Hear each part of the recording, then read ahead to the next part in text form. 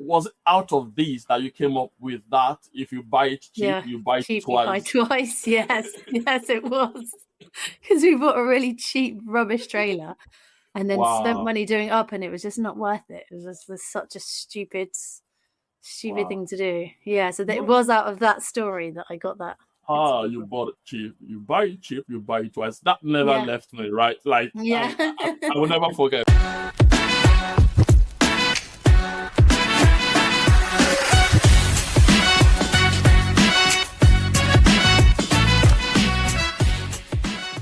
Thanks a lot for sharing that, Shirley. Right? Just thinking about it now, trying to piece it all together in my head. I think it is safe to say that the business started from the boot of your car. Now, but now it's transitioned into a trailer, right? And it's been a journey, right, over the last 13 years. And I just want to begin to double click a little bit into the business side of the business, right? Because one thing is to be able to cook a nice meal, right, and let people come and eat and enjoy, right? But another thing is to be able to, build the critical mass in terms of client base, right, that can ensure that the business continues to do well, right? You're getting called for events, you call it, private or festivals and stuff like that. You mentioned something, you alluded to something just a little bit ago when you were talking about when you were in conversations with other caterers or people who are doing similar business and they began to drop ideas or thoughts or things they are doing to generate business, and you kind of took a lot of learning from conversations like that.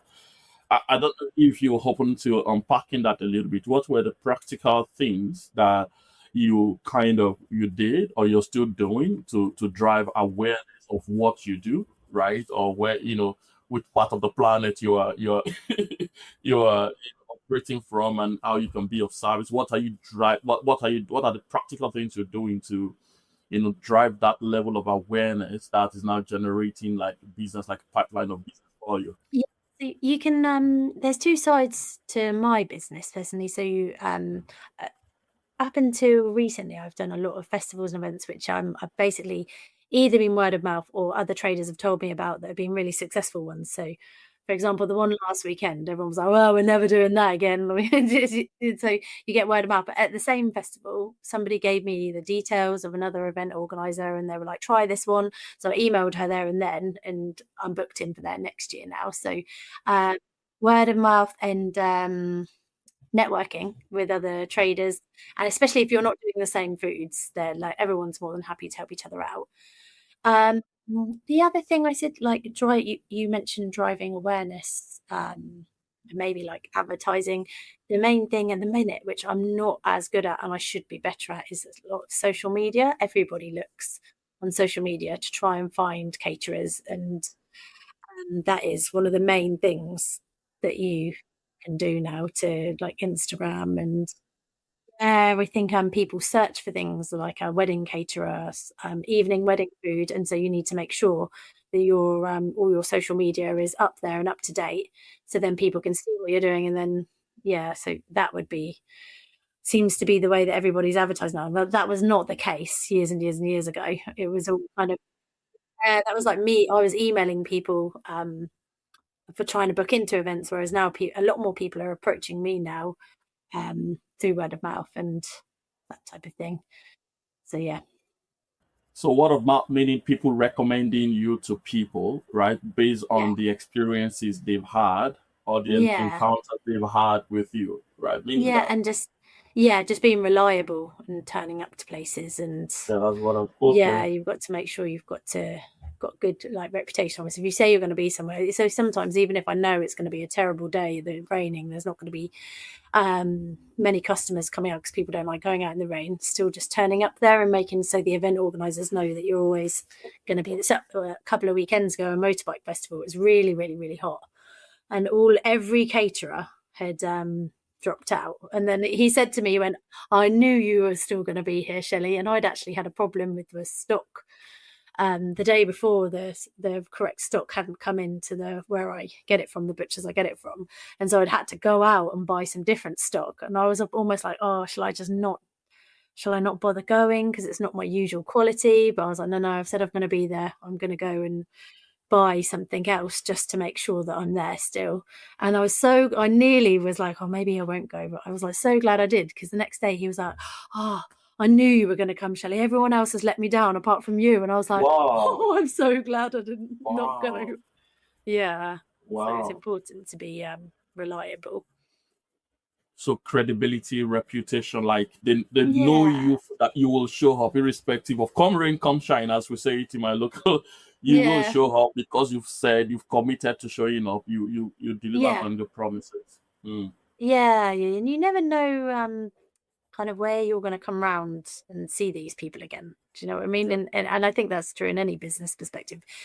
It's good to keep good relationships because you never know when you're going to come across people or what people say and that type of thing. So yeah, I was really glad I did. I was like, I'll always remember that because he was so grateful. And I was like, oh gosh, imagine if I hadn't have gone and got the stock from elsewhere.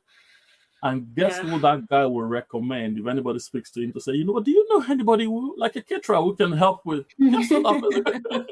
No With brainer, delicious right? sausages. No brainer. You're going to be top of mind for him because you've come through for him in very difficult times, right? So Yeah. he will definitely remember. Yeah. Cool. Yeah. No, that's really very helpful. That's really very good. Thanks a lot for sharing that. Now, I want to pivot the conversation into, what I know that, small and medium scale businesses kind of struggle with, right? And that is, and I don't want to get technical because we want to talk about money and how you manage money and finances and all of that. I don't want to get technical, but just in terms of common sense approach to ensuring that the business is the business and I am who I am, right? We are two different entities. Now, so back to the conversation around finances. What are the practical, and we live in the UK, right? You and I know that it's a very highly regulated market, right? So there are Yeah. certain things you need to Yeah. file your tax returns and all of that. So it's a little, you can't, there are no two ways around it. You need to find a way to ensure that proper things are done from a financial, responsibility standpoint. I'm just wondering, how do you manage that entire process in terms of your bookkeeping, in terms of your file tax returns? Do you outsource it? Do you do it yourself? Any any thoughts or ideas you would like to share with people who are just coming up and don't have the kind of budget to Yeah. hire To CPAs do that. or accountants and all that? Yeah. So with yeah, I know my husband's obviously he works for himself and he has to it's a very different situation with him because he's like an engineer contractor. So the way he does his books is really hard work. Whereas mine I do it an event on an event basis. So each event I do, I'll work out all the costs, so like all the food and everything like that. I'll keep all of the receipts. I used to keep all paper ones, but I now take photos of them, so I have it all on my phone. Um, just being organized with it is the main thing. So rather than letting it build up, build up, and then you kind of not really remember what you've done, I just try and do it on an event basis. So each event I'll have like a load of receipts that I've spent the money on, and I'll just punch it in. I've got like a spreadsheet system, and I'll punch it in there after every event, and then I'll obviously work out my costs, then the profit that I've taken through cash and on card, and then obviously I'll work out the turnover and then the profit with that. So I do that for every single event, and that way I'm always on top of it for each. So I'll always do it like the day after the event. I used to do it the day of the event because I'm like, how much money have I made? And now I'm like, I'm not quite as I'm not quite as money orientated now. I'm just like, oh whatever. So I keep like a running spreadsheet Yeah, going, which I'd really recommend that you keep on top of because I know if you don't do that, you end up spending hours gonna trying to build up. Yeah, you end up trying to go back over things and you don't necessarily remember exactly what yeah, you've done. And also having like paper copies, they're so mm, easily lost, aren't they? And then you're then losing money yeah. because you obviously don't, that You can have to pay kind of tax comes with on the tax. what you could have expressed. Mm. Yeah, so I keep it on my phone. I've just got a separate folder for photos of receipts. And then actually up until this year, every year I paid like a Christian accountant I knew to do the books. Mm. But I actually just thought now Adam, my husband, set up his own business and he's doing his own returns. He was like, oh, it's actually really easy to do it yourself. And I was like, I wouldn't trust myself to do it. But we sat down and did it together. And it was a case of just punching in the profit, the loss, the profit and the costs and all of that stuff. And then we ended up, so I did it myself this year for the first time. But previous years to that, I've just paid somebody. But because I've done most of the hard work in the spreadsheet myself throughout the year, when I came to give her the information before, it didn't cost too much. It was only like a couple of £100 to get the tax return submitted. But depending on what you're doing, like the detail of it, it might be slightly different for you. So yeah, I've always used an accountant up until this year. It was actually quite easy. So I'm like, why did I spend that money all those other years? I think because your husband took you through it, right, and basically just walked you through how you just simplify it for you, right? Yeah, he's much more methodical than I am. Right, and then all of a sudden you see, it's the benefit of being married to a numbers guy. Yeah, the numbers guy. Okay, thank you very much for sharing that. I want us to go a little bit into people, and I know that you don't have a large organization, a large team of people that you work with, but I know that from time to time you probably get ad hoc, right, people who come around and support you on this and support you on that. Now, what would you consider to be the biggest lessons you've learned, right, in the art of working with people, right? Hiring, firing, having tough conversations when we need to have the. What are the biggest lessons, and how do we? What can you just share generally along that line? With work, it's what I've learned along the way. There's certainly some people that work for me that make life a lot easier when I'm working with them than other people. So my sister, for example, is spot on. She's absolutely brilliant, and she just makes my life easier when we work together.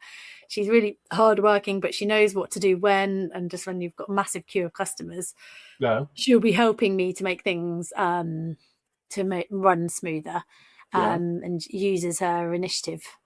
Does she get paid? Yeah, so she does get paid. She won't, even if I don't make money, she's taking that money off me. You think being your sister, being your sister, she might let you off, and no, she does not do that. Well, that's hilarious. She said to me once, we had a really quiet event, and she was like, well, there's been times where you've took £700 and I've taken 70, so I'm taking this money. And I was like, oh, all right. Wow. Yeah, brutal. Our family are very, very honest with things. So, but the thing with her, I think it just pay your staff well. If you've got someone good, so I'll pay you more than like the people that are really good and I want to work with me every week because they just make my life so much easier. I pay them like a decent wage because it's worth it. If it makes my life easier, it's much better having them on board than somebody who just sometimes when you've got a huge queue of like 100 meters long with like 50 people in it or something. Wow. Yeah, sometimes it was like that a couple of weekends ago, and I had a lady helping me, and she hadn't done it before, and I was like, well, it's not rocket science cooking sausages, it's not like easy to do, but she was just on it. She was so brilliant, and the queue just went so quick. And it's almost like worth paying somebody really well to get the queue moving, so then you can get more people in the queue and keep. So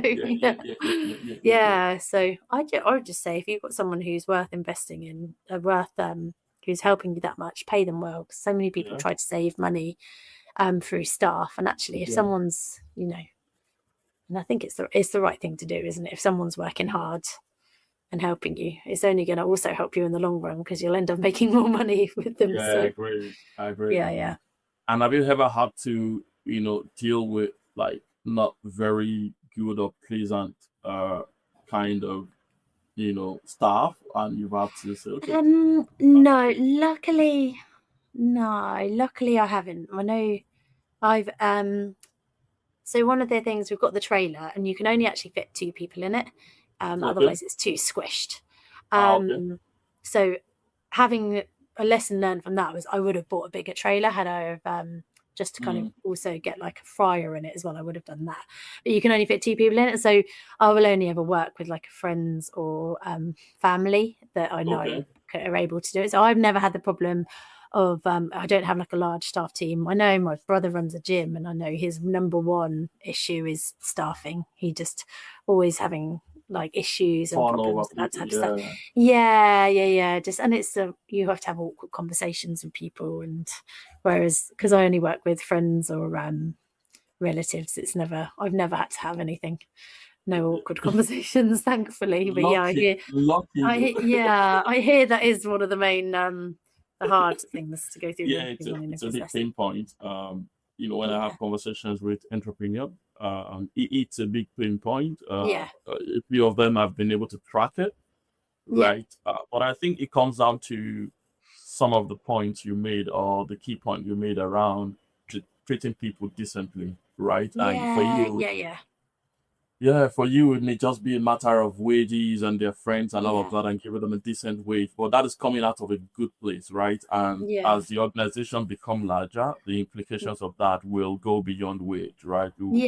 Cascade into other areas of of life, right? So I guess people just want to be treated rightly, and well, my brother did say to me, it was like, if you've got someone who's worth keeping, I had another friend and she helped me all summer once, and he was like, Shell, she's that good, like buy her a gift at the end of the summer. So she really wanted these trainers, so I just bought her these like quite expensive trainers that she wanted, just to say thank you. And it's almost almost not like in a way like, oh we bought her a nice pair of trainers. It's like almost a way of just treating them well, and then they'll also treat you well back. So yeah.